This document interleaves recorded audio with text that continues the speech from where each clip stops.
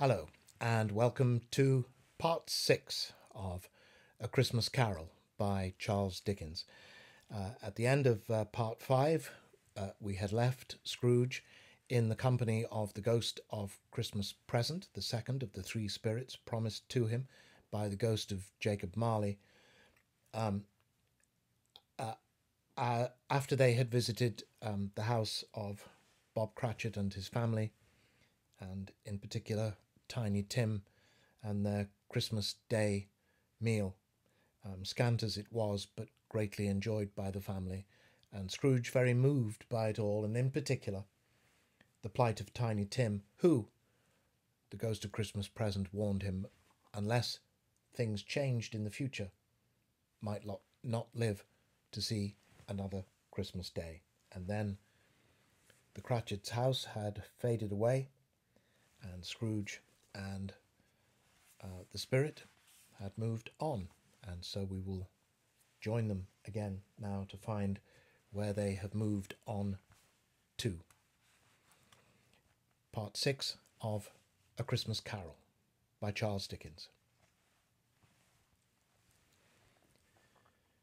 By this time it was getting dark and snowing pretty heavily, and as Scrooge and the spirit went along the streets, the brightness of the roaring fires in the kitchens, parlours, and all sorts of rooms was wonderful.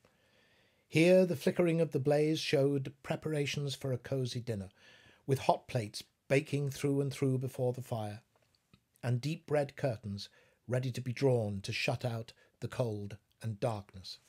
There all the children of the house were running out into the snow to meet their married sisters, brothers, cousins, uncles, aunts, and be the first to greet them. Here again were shadows on the window blinds of guests assembling, and there a group of handsome girls, all hooded and fur-booted, and all chattering at once, tripped lightly off to some near neighbour's house, where woe upon the single man who saw them enter. Artful witches, well they knew it, in a glow. But if you had judged from the numbers of people on their way to friendly gatherings, you might have thought that no one was at home to give them welcome when they got there, instead of every house expecting company, and pulling up its fires half chimney high. Blessings on it, how the ghost exulted, how it bared its breadth of breast, and opened its capacious palm, and floated on, outpouring with a generous hand its bright and harmless mirth on everything within its reach. The very lamplighter, who ran on before, dotting the dusky street with specks of light, and who was dressed to spend the evening somewhere, laughed out loudly as the spirit passed, though little kenned the lamplighter that he had any company but Christmas.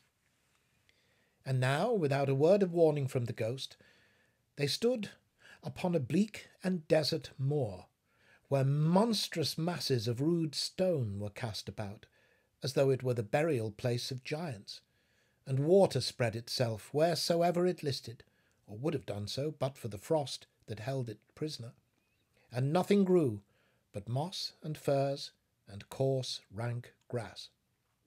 Down in the west the setting sun had left a streak of fiery red, which glared upon the desolation for an instant like a sullen eye, and frowning lower, lower, lower yet, was lost in the thick gloom of darkest night. "What place is this?" asked Scrooge. "A place where miners live, who labour in the bowels of the earth," returned the spirit. "But they know me. See!" A light shone from the window of a hut, and swiftly they advanced towards it. Passing through the wall of mud and stone, they found a cheerful company assembled round a glowing fire, an old, old man and woman, with their children and their children's children, and another generation beyond that, all decked out gaily in their holiday attire. The old man, in a voice that seldom rose above the howling of the wind upon the barren waste, was singing them a Christmas song. It had been a very old song when he was a boy, and from time to time they all joined in the chorus. So surely as they raised their voices, the old man got quite blithe and loud, and so surely as they stopped, his vigour sank again. The spirit did not tarry here, but bade Scrooge hold his robe, and, passing on above the moor, sped whither? Not to sea. To sea. To Scrooge's horror, looking back, he saw the last of the land, a frightful range of rocks behind them, and his ears were deafened by the thundering of water as it rolled and roared and raged among the dreadful caverns it had worn, and fiercely tried to undermine the earth. Built upon a dismal reef of sunken rocks, some league or so from shore, on which the waters chafed and dashed the wild year through, there stood a solitary lighthouse. Great heaps of seaweed clung to its base, and storm-birds, born of the wind one might suppose, as seaweed of the water, rose and fell about it like the waves they skimmed. But even here, two men who watched the light had made a fire, that through the loophole in the thick stone wall shed out a ray of brightness on the awful sea.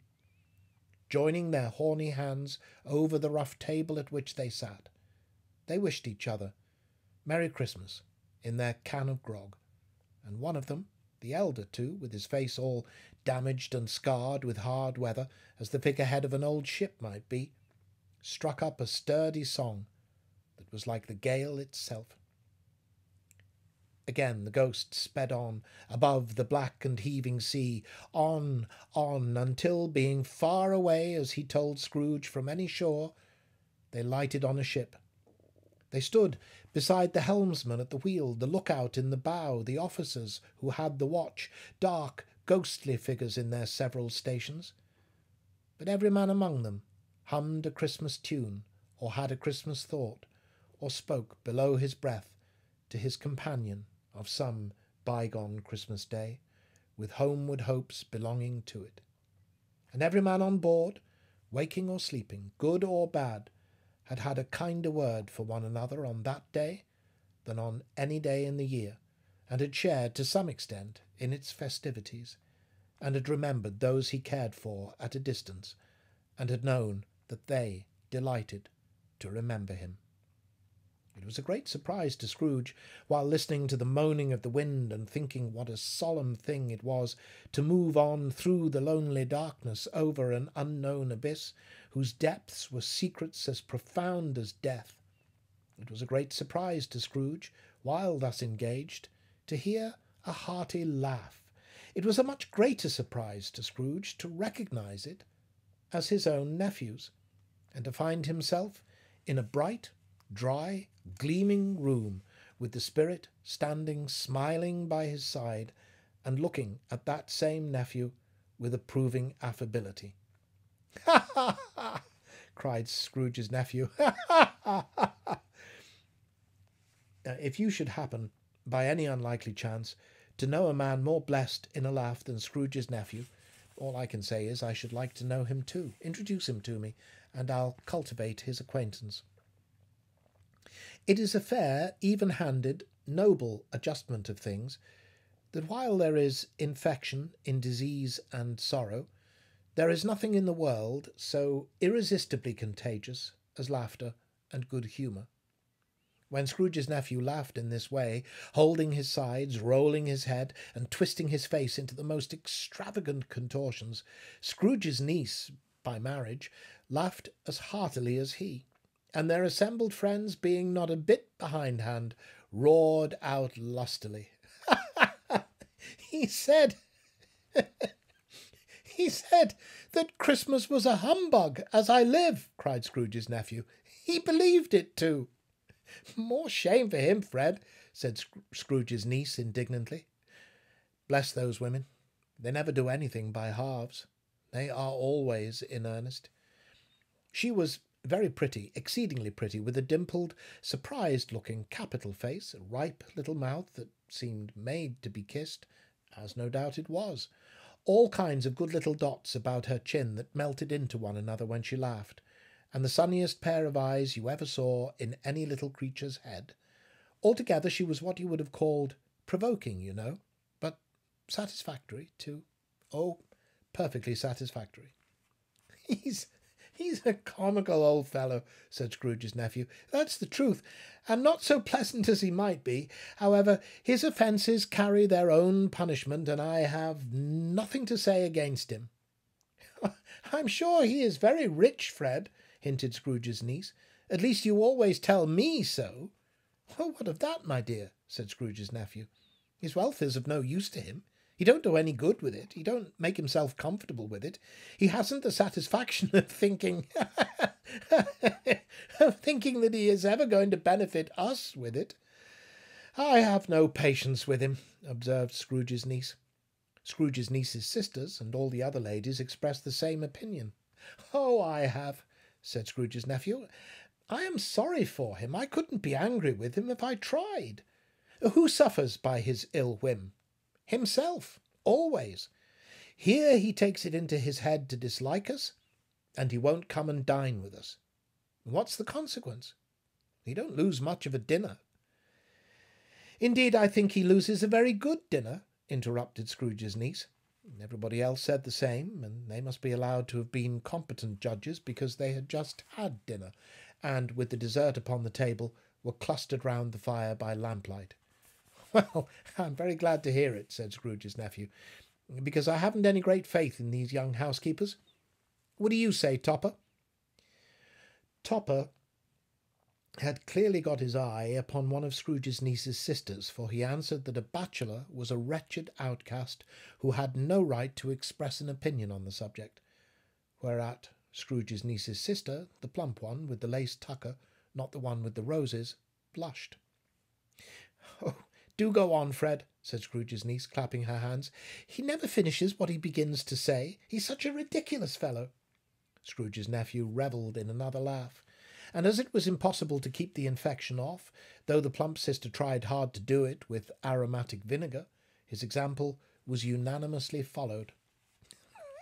I was only going to say, said Scrooge's nephew, that the consequence of his taking a dislike to us and not making merry with us is, I think, that he loses some pleasant moments which could do him no harm. I'm sure he loses pleasanter companions than he could find in his own thoughts, either in his mouldy old office or his dusty chambers. I mean to give him the same chance every year, whether he likes it or not, for I pity him. He may rail at Christmas till he dies, but he can't help thinking better of it. I defy him. If he finds me going there in good temper year after year and saying, Uncle Scrooge, how are you? If it only put him in the vein to leave his poor clerk £50, that's something. And I think I shook him yesterday. It was their turn to laugh now at the notion of his shaking Scrooge, but being thoroughly good-natured, and not much caring what they laughed at, so that they laughed at any rate, he encouraged them in their merriment, and passed the bottle joyously.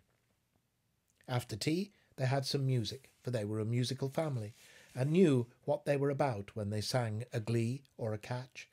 I can assure you, especially Topper, who could growl away in the bass like a good one, and never swell the large veins in his forehead or get red in the face over it. Scrooge's niece played well upon the harp, and played, among other tunes, a simple little air, a mere nothing, you might learn to whistle it in 2 minutes, which had been familiar to the child who fetched Scrooge from the boarding school, as he had been reminded by the ghost of Christmas past. When this strain of music sounded, all the things that the ghost had shown him came upon his mind. He softened more and more, and thought that if he could have listened to it often years ago, he might have cultivated the kindnesses of life for his own happiness with his own hands, without resorting to the sexton's spade that buried Jacob Marley. But they didn't devote the whole evening to music. After a while they played at forfeits, for it is good to be children sometimes, and never better than at Christmas, when its mighty founder was a child himself. Stop! There was first a game at Blindman's Buff. Of course there was, and I no more believe Topper was really blind than I believe he had eyes in his boots. My opinion is that it was... My opinion is that it was a done thing between him and Scrooge's nephew, and that the ghost of Christmas Present knew it. The way he went after that plump sister in the lace tucker was an outrage on the credulity of human nature, knocking down the fire irons, tumbling over the chairs, bumping up against the piano, smothering himself amongst the curtains. Wherever she went, there went he. He always knew where the plump sister was. He wouldn't catch anybody else. If you had fallen up against him, as some of them did on purpose, he would have made a feint of endeavouring to seize you, which would have been an affront to your understanding, and would instantly have sidled off in the direction of the plump sister. She often cried out that it wasn't fair, and it really was not. But when at last he caught her, when, in spite of all her silken rustlings and her rapid flutterings past him, he got her into a corner whence there was no escape, then his conduct was the most execrable, for his pretending not to know her, his pretending that it was necessary to touch her headdress, and further to assure himself of her identity by pressing a certain ring upon her finger and a certain chain about her neck, was vile, monstrous. No doubt she told him her opinion of it, when, another blind man now being in office, they were so very confidential together behind the curtains. Scrooge's niece was not one of the blind man's buff party, but was made comfortable with a large chair and a footstool in a snug corner where the ghost and Scrooge were close behind her. But she joined in the forfeits, and loved her love to admiration with all the letters of the alphabet. Likewise, at the game of how, when, and where, she was very great, and to the secret joy of Scrooge's nephew beat her sisters hollow, though they were sharp girls too, as Topper could have told you. There might have been 20 people there, young and old, but they all played, and so did Scrooge, for wholly forgetting in the interest he had in what was going on that his voice made no sound in their ears, he sometimes came out with his guess quite loud, and very often guessed right too, for the sharpest needle, best Whitechapel, warranted not to cut in the eye, was not sharper than Scrooge, blunt as he took it in his head to be. The ghost was pretty pleased to find him in this mood, and looked upon him with such favour that he begged like a boy to be allowed to stay until the guests departed. But this, the spirit said, could not be done. "Oh, here is a new game," said Scrooge. "1 half-hour, spirit, only one."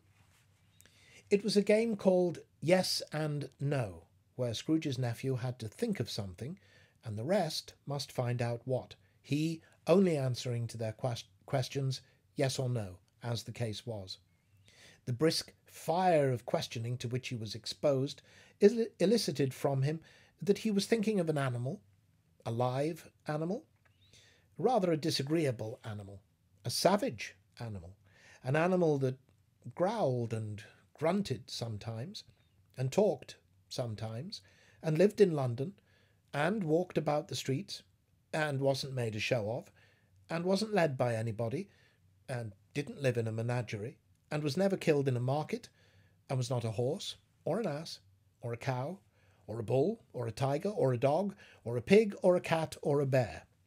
At every fresh question that was put to him, this nephew burst into a fresh roar of laughter, and was so inexpressibly tickled that he was obliged to get up off the sofa and stamp. At last, the plump sister, falling into a similar state, cried out, "I have found it out! I know what it is, Fred! I know what it is!" "Well, what is it?" cried Fred. "It's your Uncle Scrooge!" Which it certainly was. Admiration was the universal sentiment, though some objected that the reply to "Is it a bear?" ought to have been yes, inasmuch as an answer in the negative was sufficient to have diverted their thoughts from Mr. Scrooge, supposing they had ever had any tendency that way.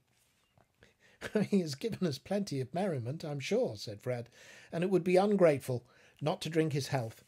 Here is a glass of mulled wine ready to our hand at the moment, and I say, Uncle Scrooge." "Well, Uncle Scrooge," they cried, "a Merry Christmas "And a happy new year to the old man, whatever he is," said Scrooge's nephew. "He wouldn't take it from me, but he may have it nevertheless. Uncle Scrooge." Uncle Scrooge had imperceptibly become so gay and light of heart that he would have pledged the unconscious company in return and thanked them in an inaudible speech, if the ghost had given him time. But the whole scene passed off in the breath of the last words spoken by his nephew, and he and the spirit were again upon their travels. Much they saw, and far they went, and many homes they visited, but always with a happy end. The spirit stood beside sick beds, and they were cheerful; on foreign lands, and they were close at home; by struggling men, and they were patient in their greater hope; by poverty, and it was rich; in almshouse, hospital, and jail; in misery's every refuge, where vain man in his little brief authority had not made fast the door and barred the spirit out, he left his blessing and taught Scrooge his precepts. It was a long night, if it were only a night, but Scrooge had his doubts of this, because the Christmas holidays appeared to be condensed into the space of time they passed together. It was strange, too, that while Scrooge remained unaltered in his outward form, the ghost grew older, clearly older. Scrooge had observed this change, but never spoke of it, until they left a children's Twelfth Night party, when, looking at the spirit as they stood together in an open place, he noticed that its hair was grey. "Are spirits' lives so short?" asked Scrooge. "My life upon this globe is very brief," replied the ghost. "It ends tonight." "Tonight?" cried Scrooge. "Tonight at midnight. Hark! The time is drawing near."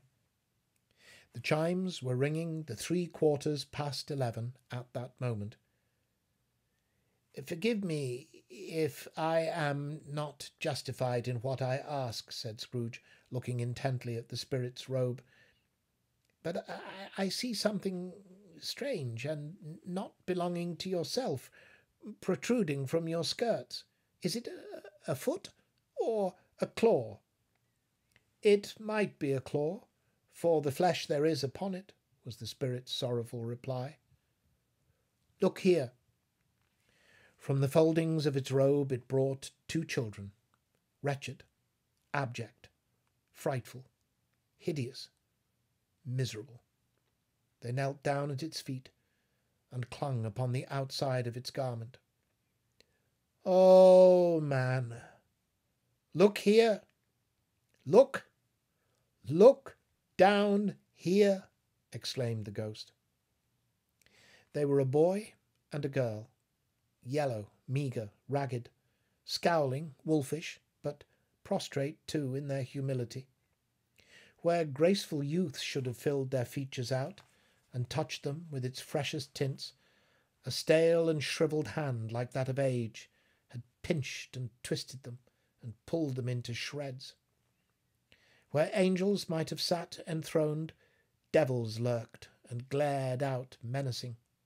No change, no degradation, no perversion of humanity in any grade, through all the mysteries of wonderful creation, has monsters half so terrible and dread.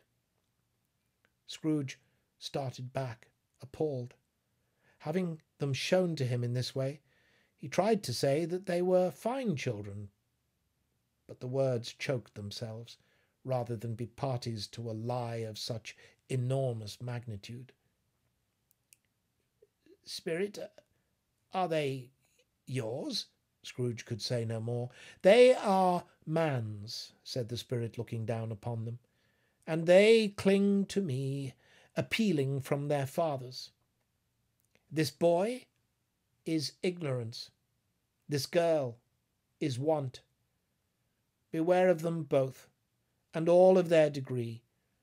But most of all, beware this boy. For on his brow I see that written which is doom, unless the writing be erased. Deny it, cried the spirit, stretching out his hand toward the city. Slander those who tell it ye. Admit it for your factious purposes, and make it worse, and bide the end. Have they no refuge or resource? Cried Scrooge. Are there no prisons? Said the spirit, turning on him for the last time with his own words. Are there no workhouses? The bell struck 12. Scrooge looked about him for the ghost, and saw it not. As the last stroke ceased to vibrate, he remembered the prediction of old Jacob Marley, and lifting up his eyes, beheld a solemn phantom, draped and hooded, coming like a mist along the ground towards him. And as the third of the spirits, the ghost of Christmas yet to come, approaches Scrooge, we will leave him there, and we'll pick him up next time, part 7 of A Christmas Carol by Charles Dickens. And once again, thank you for watching, and thank you for listening.